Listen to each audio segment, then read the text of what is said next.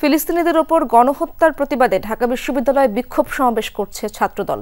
সারা দেশের সব শিক্ষা প্রতিষ্ঠানেও একই কর্মসূচি পালন করেছেন সংগঠনের নেতাকর্মীরা। দুপুরে ঢাকা বিশ্ববিদ্যালয়ের রাজু ভাস্কর্যের সামনে খণ্ড খণ্ড মিছিল নিয়ে জড়ো হন বিভিন্ন ইউনিটের ছাত্রদল নেতাকর্মীরা। এ সময় ইসরায়েলকে সন্ত্রাসী রাষ্ট্র ঘোষণার দাবি জানান তারা। স্লোগানে ফেস্টুনে ইসরায়েলি পণ্য বয়কটের ডাকও দেয় ছাত্রদল।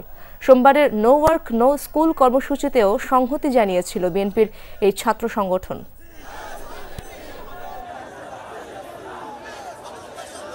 দর্শক, রাজু ভাস্কর্যের সামনে ছাত্র দলের বিক্ষোভ কর্মসূচিতে বক্তব্য দিচ্ছেন বিএনপির স্থায়ী কমিটির সদস্য সালাউদ্দিন আহমেদ। আমরা সরাসরি যাচ্ছি তার বক্তব্যে।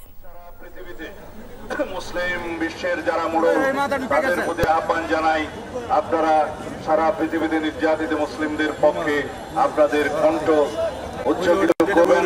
আপনারা ব্যবস্থা নেবেন যাতে বিভিন্ন রকমের ষড়যন্ত্রের ফলে বিশ্বের পরাশক্তিরা যে ইসরায়েলের পক্ষে ভূমিকা রাখছে সেটা বন্ধ হয়। তাদেরকে অস্ত্র সরবরাহ যারা করছে তাদেরকে আপনারা বাধ্য করুন ইসরায়েলিদের হাতে যেন মারণাস্ত্র তুলে না দেয়। বিশ্বের সবচেয়ে নির্যাতিত এই এলাকায় যাতে আর কোনো গণহত্যা না হয়। আমরা অবিলম্বে ফিলিস্তিনে, গাজায়, রাফায় গণহত্যা বন্ধ চাই। সারা পৃথিবীর মানুষ জেগে উঠেছে। গতকালকে সারা পৃথিবীতে মানুষ প্রতিবাদ জানিয়েছে। নো ওয়ার নো স্কুল নামে যে প্রোগ্রাম করেছে সারা পৃথিবীতে, বাংলাদেশেও সেটা পালিত হয়েছে। আমরা সবাই অংশগ্রহণ করেছি। আজকে বাংলাদেশের ছাত্র সমাজের সবচাইতে প্রগতিশীল এবং ঐতিহ্যবাহী ছাত্র সংগঠন বাংলাদেশ জাতীয়তাবাদী ছাত্র দল কর্তৃক সারা দেশের শিক্ষা প্রতিষ্ঠানে প্রতিবাদ কর্মসূচি ইসরায়েলি গণহত্যার বিরুদ্ধে, বর্বর আগ্রাসনের বিরুদ্ধে আহ্বান করা হয়েছে।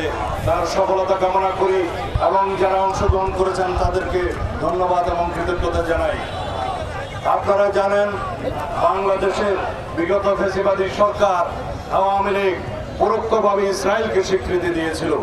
কিভাবে তারা বাংলাদেশের পাসপোর্টে ইসরায়েল ব্যতীত সকল রাষ্ট্রে গমনের যে নির্দেশনা ছিল সেখান থেকে ইসরায়েল শব্দটি রিমুভ করে দিয়েছিল, প্রত্যাহার করে নিয়েছিলেন।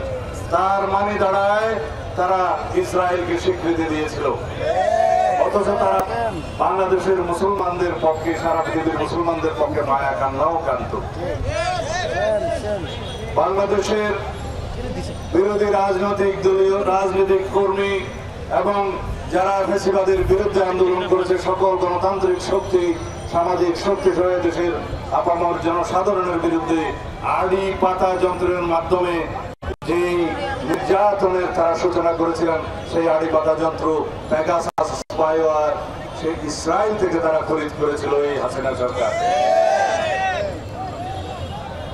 আজকে যেখানে হাসিনা আশ্রয় নিন না কেন, বাংলাদেশের মানুষ সারা জীবন এই আওয়ামী ফ্যাসিবাদী ইসলাম বিদ্বেষী আওয়ামী লীগের বিরুদ্ধে এই ধিক্কার জানিয়েই যাবে যে তারা মুসলিম বিদ্বেষী, ইসলাম বিদ্বেষী, আলেম বিদ্বেষী, সারা পৃথিবীতে ইসরায়েল পন্থীদের সমর্থক ছিল।